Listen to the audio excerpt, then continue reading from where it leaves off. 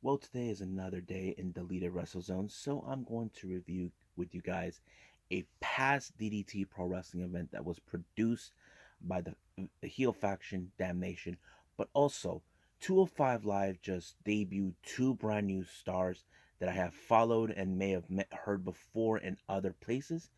Also, New Japan Pro Wrestling Strong. Well, are getting a preview what's going to happen for this Wednesday's AEW Dynamite when Jon Moxley faces Yuji Nagata for the IWGP United States Championship.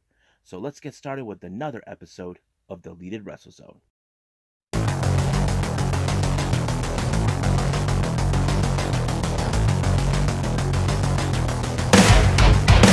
Are you ready? Get up, get up! Get up, get up! Get up, get up! Get up, get up! Get up, get up! Get up, get up!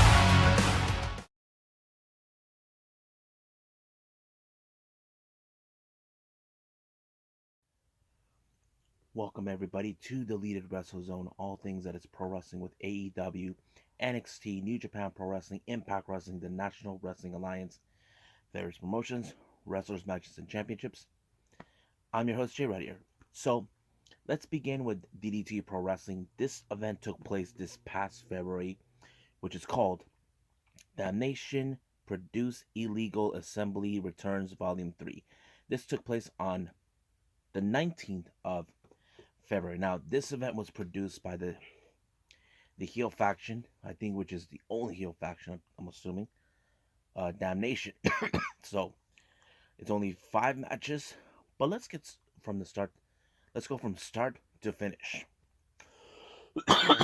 First match, we have Hoshi Tango taking on Damnation member Mad Paulie. Now, this was a battle of the giants or so because these guys are huge, not because of their height, but more of their physical body shape. If you look at Mad Paulie, you can describe him like he's like a bit of a skinny version of a much thinner version of Vader or so, but with the paint face. As for this other guy, Sho Hoshi Tango, I don't know who he is, but he does brought up a lot of the fight into him. But however, this match did not end well for him because Mad Paulie won, who is also a very strong wrestler and a very strong character. So Mad Paulie won, but however, he continued to throw a little more beating to Hoshi Tango. Next match, we have a 6-man tag team match. We have Sushi, Zagat, and Masamune taking on Damnation's Soma Takoa, Nobuhito Shimatori, and Yuji Hino. Now, I would have assumed, because since I said this is all Damnation produced. You would have assumed the same way if I do, because I mentioned it. Damnation was going to win.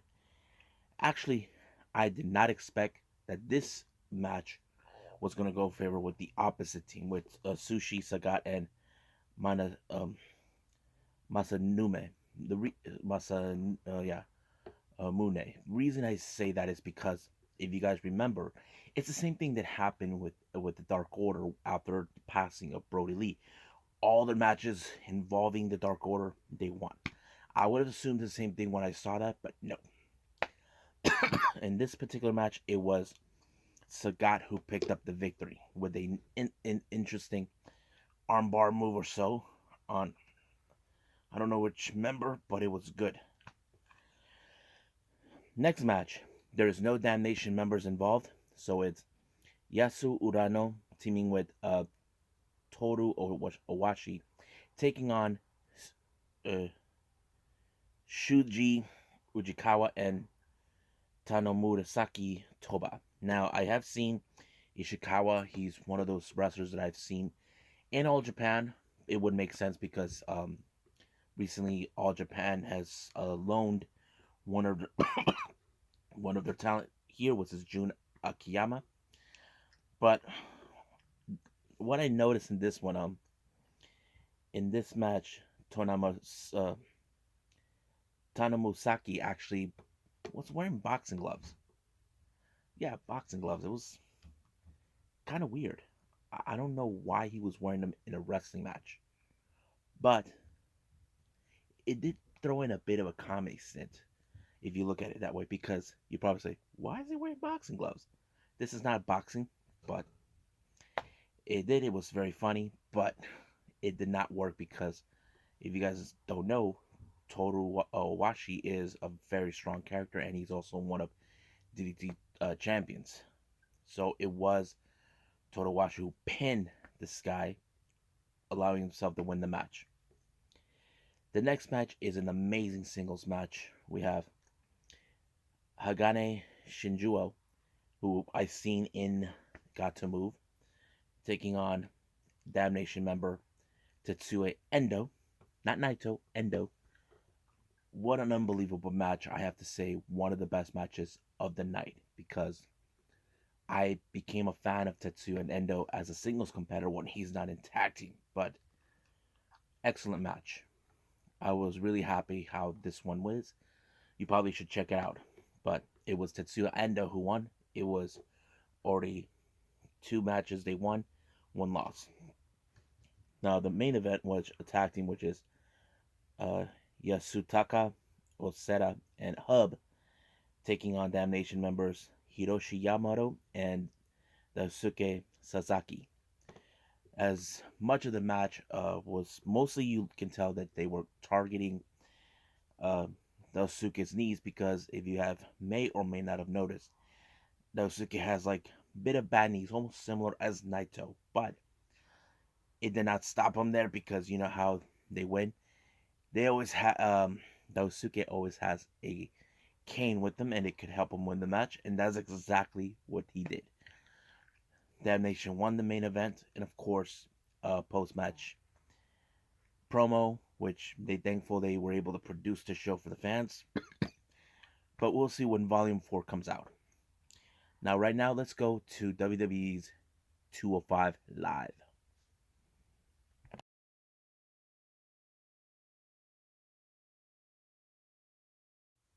Alright, 205 Live was a great show, because in this particular one, if you guys are not fans of 205 Lives and you missed out on what happened here, we had some great debuts by two individual wrestlers, ones that I have known and followed before. So let's start with the first one. It was a singles match debuting Ari Sterling, who I knew him as Alex Zane in the Independents, a great high flyer, and he's perfect for the 205 Live, because that's what exactly they need. He's taking on one half of the Bollywood boys, Samir Singh. I am always impressed with Ari Sterling, formerly known as Alex Zane. I have to say he is in a good spot. Hopefully, we don't see any more hiccups down the line, because if they screw up with him, I'll be pissed. But great match on his debut, and he also won the match. I have to say, WWE picked up a good competitor, but like I said, they better not screw this one up for me. Now, in addition, before we jump into the next match, as you know, 205 Live falls in the category of the cruiserweight division. They revealed what happened this past Wednesday with Escobar saying that he wants to reclaim what's his, which is the cruiserweight title. It's currently in the hands of Kushida, and this Wednesday is the match where we see 2 out of 3 falls. So whoever wins this match becomes either Kushida retains it or Escobar wins it. Now let's get to the main event, which was a tag team. We have the 205 originals, Ari Daivari and Tony Nese, taking on August Gray, and of course the debut Hikamen Jiro, who we know him as Jiro Kuroshio. Uh, let me tell you about this guy. From what I understand, he is an amazing character. He wrestled with Wrestle One, which was Keiji Muto's promotion. He wrestles with his jacket on. He never takes it off. A very fun character, a bit where he has a little bit more fun, but I have to say this is a great Japanese wrestler. I never imagined he would be there. I would have assumed they probably want him to take off the jacket, but no, I think they wanted to keep him there. But I just hope they don't screw that one up because I love how he keeps his jacket on. Great match. I mean, this is one of those storylines we're seeing. Okay, here's another newcomer, and 205 Live originals will not like that too likely, and it fits perfectly. But however, the originals were unmatched with the capability of Jiro, and of course, August Gray did a great job. Even I have to say, they should pair these two up, being a tag team run. I have to say, I would love to see those two together, which is fun. Because in this one, Hakimin did an amazing kick to allow himself to pick up the victory for his team. I can't wait to see what he's going to do more, but we'll see down the line what's going to happen. So let's move on with New Japan Strong.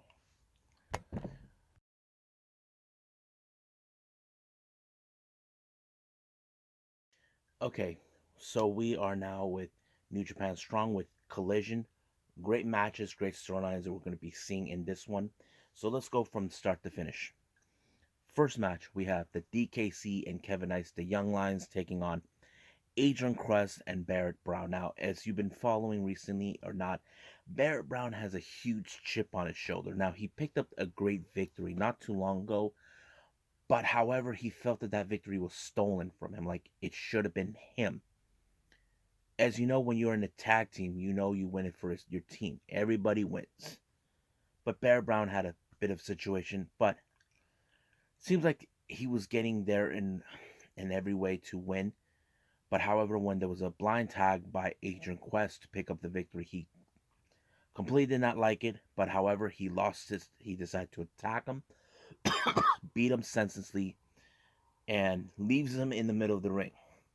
But this won't be the last of Barrett Brown and Adrian Quest. You know for a fact Adrian would get his revenge, his payback. I'm bound to see that.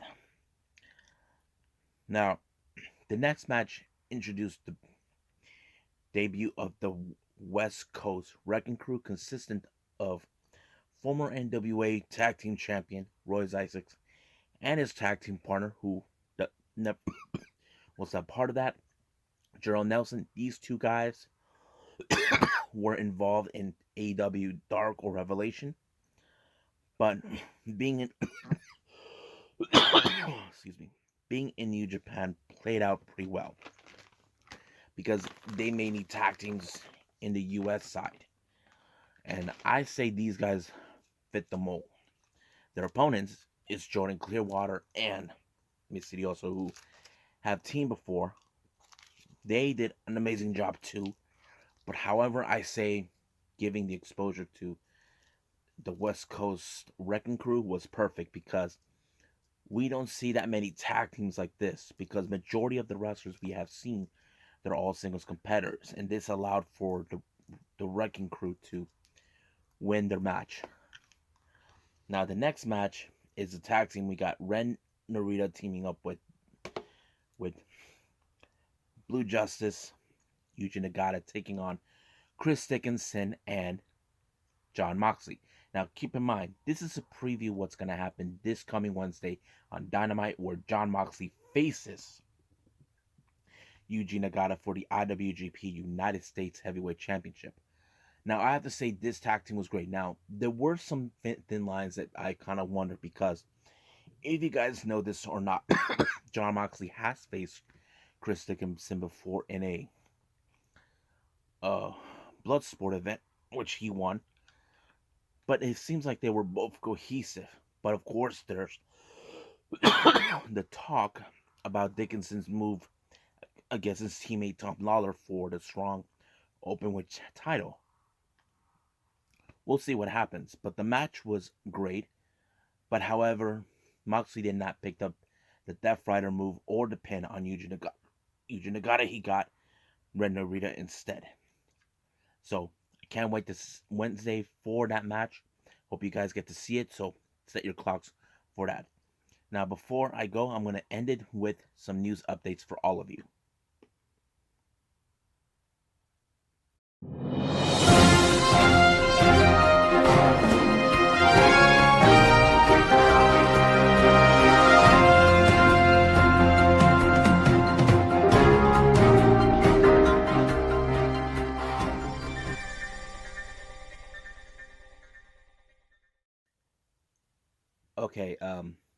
this is some news updates.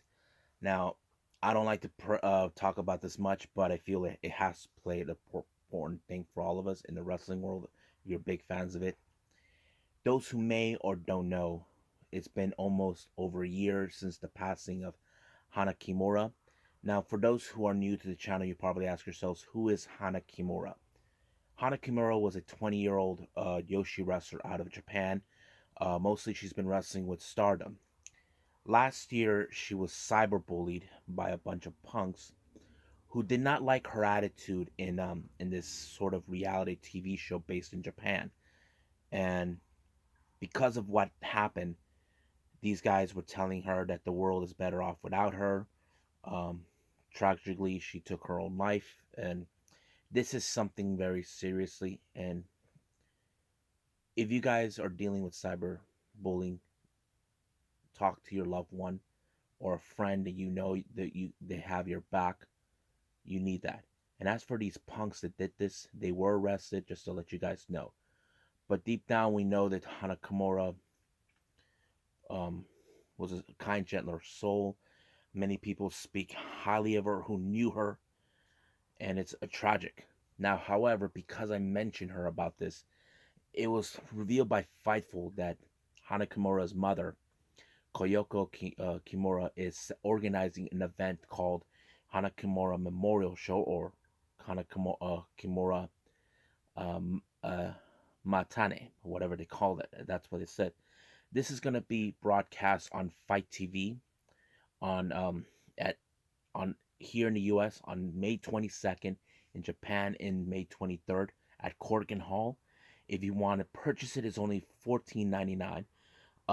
But they did mention they did mention who's going to be featured there. We have Super Delphine, Hub, who I mentioned down at the DDT review, Yuko Miyamoto, Manenori Sawa, Karoe Yonayama, who we know her as Cookie Death, Cherry from Ice Ribbon, Yuki Miyazaki, Benny, or as we know her as down in Japan known as Asuka, Kagetsu, who was the original leader of Odetai, and Hana Kimura was under her wing, Mio Monomo, and Mika Iwata, and many others. So if you guys are interested, if you guys are big fans of Hana Kimura, of what she did, or you guys want to watch, I'm definitely going to watch it, because this is I've been right now watching some videos of her wrestling, because I want to get to know who she is, because I didn't know who she was when I heard about her passing, but that's who I am.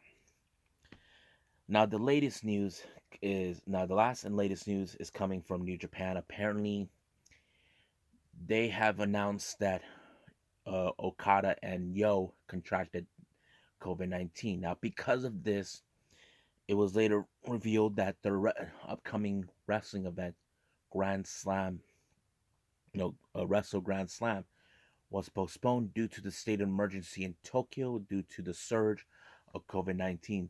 Don't know if people will get refunds.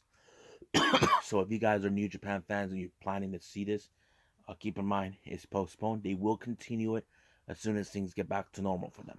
So I think that's pretty much it for all of you guys.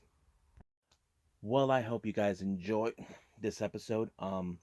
Me reviewing the DDT 205 Live New Japan Strong, giving you guys these updates. I hope you guys get to see the Hana Kimura Memorial Show. I'm definitely gonna see it, but stay tuned for the next episode, which is gonna be episode 300, where I'm gonna do all Japanese wrestling shows to review, the ones I might have missed, and the ones that I'm trying to review for all of you. So I think that's pretty much it for me. So I'll see you guys in the next DWZ time. Same DWZ channel. I must bid all of you adieu. So goodbye. Mwah. And have a nice day. Bang.